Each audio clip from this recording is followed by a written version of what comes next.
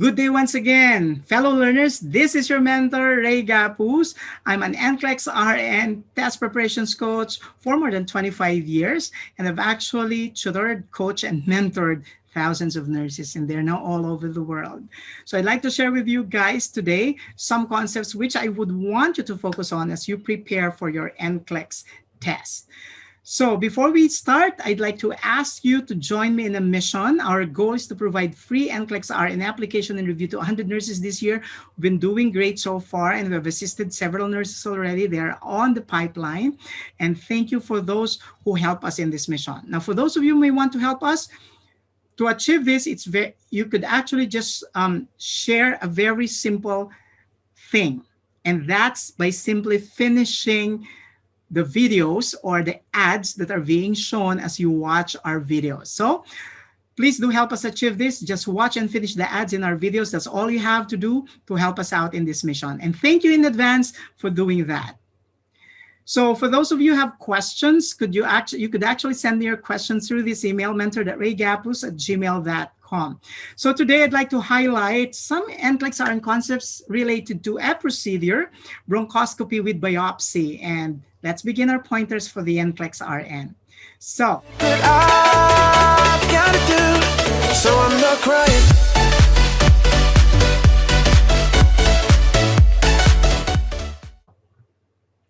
Here's a functional concept.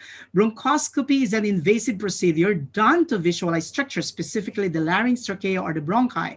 Perform biopsy and collect sputum samples. The instrument for the test is inserted either in the nose or the mouth. Now, there's also such a thing as virtual bronchoscopy, which is non-invasive. So that's the difference between your bronchoscopy and virtual bronchoscopy. For bronchoscopy, that's invasive. For virtual bronchoscopy, it's non-invasive. It's a non-invasive approach that involves the use of a series of computerized tomography scans or CT scans to visualize the tracheobronchial tree. Okay, so this is how it's done when a bronchoscope is used. That could either be inserted either in the mouth or in the nose. Okay, and as you would see, it actually passes through the trachea and it goes to the lungs. Okay, so how do we prepare a patient for bronchoscopy? Preparations for bronchoscopy include securing the informed consent, which is very, very important, especially if bronchoscopy for biopsy is done because it's an invasive procedure. And then withhold fluids for 6 to 12 hours before the procedure. Okay, obtain baseline vital signs, administer sedative, propofol, okay, as prescribed, and prepare for anesthesia, either general or topical, as preferred by the physician doing it. And then relieve the patient's anxiety, stay with the patient, listen to their concerns, clarify misconceptions. Those interventions would actually definitely help them diminish or manage their anxiety. And then keep emergency resuscitation at the bedside just in case something happens, and position the patient in sitting or supine position after to promote a positive airway clearance. Okay, so it's very, very important that after the procedure, you need to check on the client's gag reflex. Okay, as the client may also experience some soreness after the procedure, and that is expected. Okay, even blood-streaked sputum is expected, but definitely excessive bleeding needs to be reported. Okay. So this is the setup when a bronchoscope is usually inserted into the patient's nose. And once again, it goes through the trachea, the esophagus, the trachea, and then the bronchi. Okay? So here's another functional concept. What are the common risks of bronchoscopy? And this would actually include the following. So pneumothorax, okay? Infection, because it's an invasive procedure, laryngospasm, which could actually lead to airway obstruction. So it's very, very important. They have to monitor the client's breathing.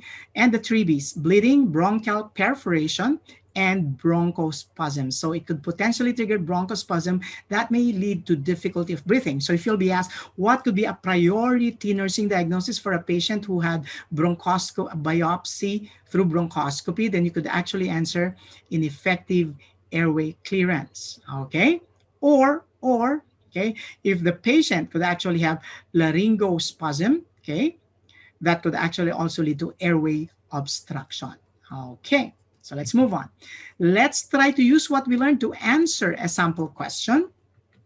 So here's the sample question. After bronchoscopy with biopsy, the nurse performs assessment of the client. Which of the following findings, if present in the client, needs to be immediately reported to the primary healthcare provider? The key phrase here would be needs to be immediately reported, which simply means the patient could be developing a life-threatening complication, because that would mean you need to report it immediately to the primary care provider. So remember, we are dealing with a procedure that entails, okay, passing an instrument into the airway.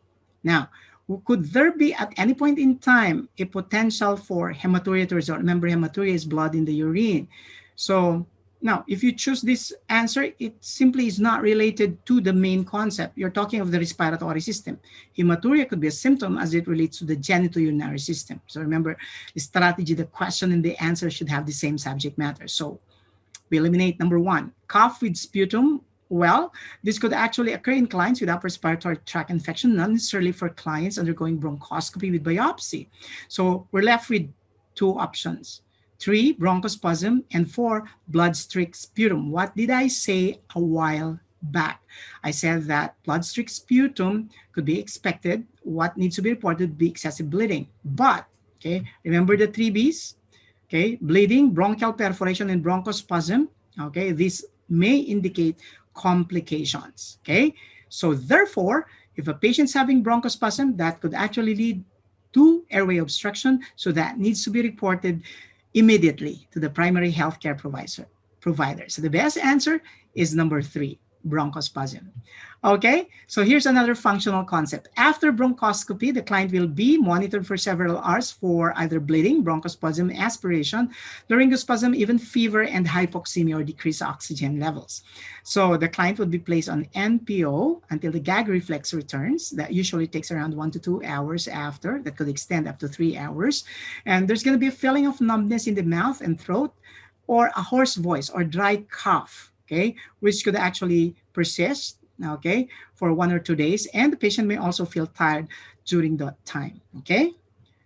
So fever after bronchoscopy could be self-limiting, and fever caused by a bacterial infection could actually be distinguished by your serum procalcitonin. Now remember, your serum procalcitonin is a substance that is actually released by the body cells, and this could help differentiate fever that could be self-limiting and fever that is caused by your bacterial infection. So when you would want to differentiate non-specific fever or fever of unknown origin and fever as caused by a bacterial infection, then you could actually pay particular attention to your serum procalcitonin, okay? So once again, shout out time. Congratulations to new USRN, who is a product of our online review program. Actually, she came to me we had a one-on-one assessment initially before I created a program specific for her need. Congratulations to Kimberly Apuli Malapit from De La Salle Medical and Health Sciences Institute. She's now a USRN, and she passed the New Mexico Board of Nursing last October 18, 2020. Way to go, Kim. Congratulations. And our several minutes, talk about more than an hour of interview and assessment actually help us out, the both of us, on my part, to create a program that's tailor-made for what she needs specifically for her dream to pass the NCLEX RN. And I'm so proud to be part of that. So congratulations once again, Kim. So this is Mentor Ray saying, a functional concept a day keeps your NCLEX RN fears away. So if you love this video, please don't forget to subscribe and hit the like and bell buttons. So let's learn together. For more instructional videos, subscribe to my YouTube channel, Gapuz Mentors, and my Facebook page, Mentor Ray. So in my Facebook page, you could actually choose from more than 100 videos from me and some of my co-Gapuz mentors, okay, who are also churning out their videos and podcasts. Please do pay particular attention to the most watched videos. It gives you an idea of which ones you need to remember, and pay particular attention to as you map out your plan to sit for your NCLEX RN and eventually pass it. I'm sure when you go through our learning tools, you'll be able to go through that with no sweat. Okay, so Once again, if you have any requests that you may want me to cover in my future videos, please do send me a message. Email me at mentor.raygapuz@gmail.com. So disclaimer, this instructional tool is created to enable students to develop their test-taking skills. The question or questions and the answer or answers contained in this instructional video were patterned after the official publicly accessed samples from the RN test plan of the National Council of State Boards of Nursing, or NCSBN. The discussions and rationale presented in the video are based on the lecturer's research and are meant to provide an explanation for the answer or answers to the question or questions that is or are presented. The lecturer makes no claim, directly implied or otherwise, that the rationale discussed is officially endorsed by NCSBN. So thank you once again for joining me in this short but I know meaty video. See you in my next set of videos soon. Once again, this is Mentor Ray. Don't forget to subscribe and hit that bell notification button.